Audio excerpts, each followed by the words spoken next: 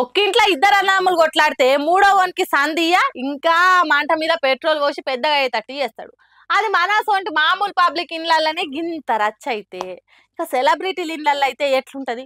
ఇగో మంచు ఫ్యామిలీలో కూడా గదే రచ్చ మోపైంది. ఒకళ్ళ కంటే ఒకళ్ళు 4 ఆకులు ఎక్కువ చదువుకున్నట్టురు కదా, పోటీల మీద పోటీలు పడి మరి పోస్టులు పెట్టుకుంటారు ఈ ఇద్దరు అన్నదమ్ములు విష్ణు మనోజ్లు. మరి గా పోస్టుల కథ ఏంది ఓసారి అడుచుకుందాం పాండి. స్నో ఫ్యామిలీలో అవుతున్న రచ్చ ఇప్పట్లో ఆగేటట్టు ఓడతలేదు కదా.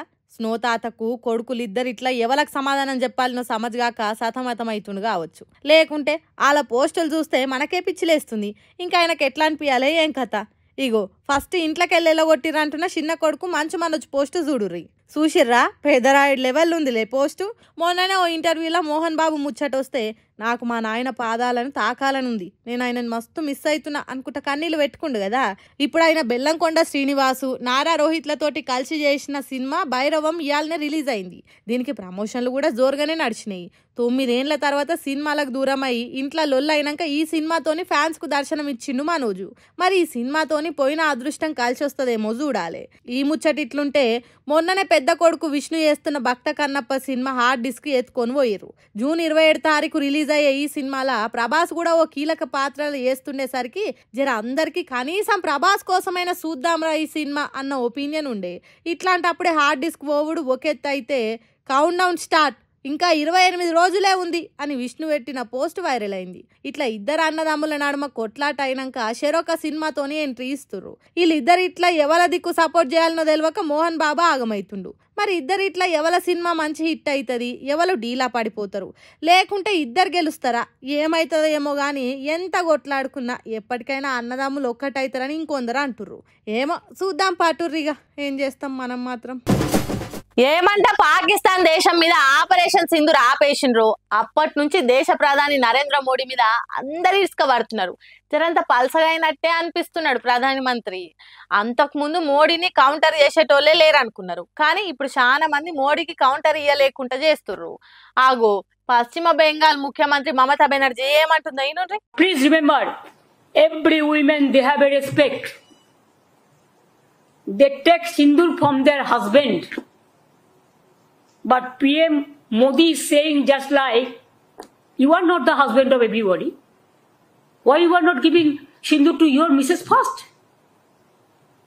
Sorry to say, I should not go into all this matter, but you compel us. You compel us in the name of Operation Sindoor, the Bengal operation. That's why you compel us to open our mouth.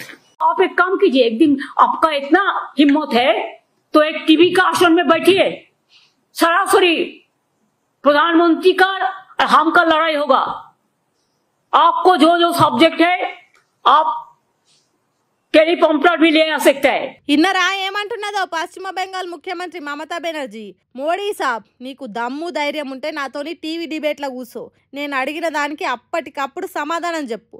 Subject నువ్వు చెప్పినా సరే, నన్ను చెప్పుమన్నా సరే, ఏ టీవీకి రావాలనో నువ్వు చెప్పినా సరే, నన్ను చెప్పుమన్నా సరే, వాళ్ళు వీళ్ళు రాసిచ్చింది కాదు, నీ సొంతంగా చెప్పాలి అంటున్నది. నేను ఏది అడిగితే అదే చెప్పాలి. అసొంటి దమ్ము ధైర్యం నీకున్నదా అన్నట్టు ప్రధానమంత్రికే సవాలిస్రింది. నేను ధైర్యవంతుడిని, సాహస వీరుణ్ణి, చెప్పన్ ఇంచుకా ఛాతి అని చెప్పుకుంటావు కదా, నీకు దమ్ము ధైర్యం ఉంటే రా అని బాలకృష్ణ సినిమాలో తొడలు కొట్టినట్టు జబ్బలు జరిచినట్టు చెప్పింది. ఆపరేషన్ సింధూర్ తీరుగా ఆపరేషన్ బెంగాల్ చేస్తామని చెప్తున్నావు, దమ్ముంటే జై, మా బెంగాల్ సత్తా ఏంటిదో చూపిస్తాం అని అంటుంది. ఆయన ఆపరేషన్ బెంగాల్ చేసేతానికి ఇదేమన్నా వేరే దేశమా? మోడీకి సింధూర్ ఇచ్చేతానికి భార్య లేదు కాబట్టే మోడీకి సింధూర్ ఇల్వ తెలియదు అన్నట్టు మాట్లాడింది.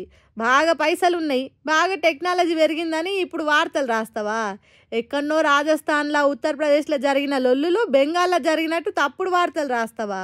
ఇదే నా మీ నీతి అన్నట్టు మాట్లాడింది. ఓ ఇట్లా చెప్పుకుంటూ పోతే చాలా ముచ్చట్లే చెప్పింది, కానీ దమ్ముంటే నాతోని పెట్టుకో మోడీ అని సవాలిసిన ముచ్చట్ను దేశం మొత్తం మాట్లాడుకుంటున్నారు. ఎవ్వలతోనైనా పెట్టుకో, ఈ మమతా బెనర్జీతోని మాత్రం పెట్టుకోకు అని మోడీకే సవాలిస్తుంది మమతా మేడము.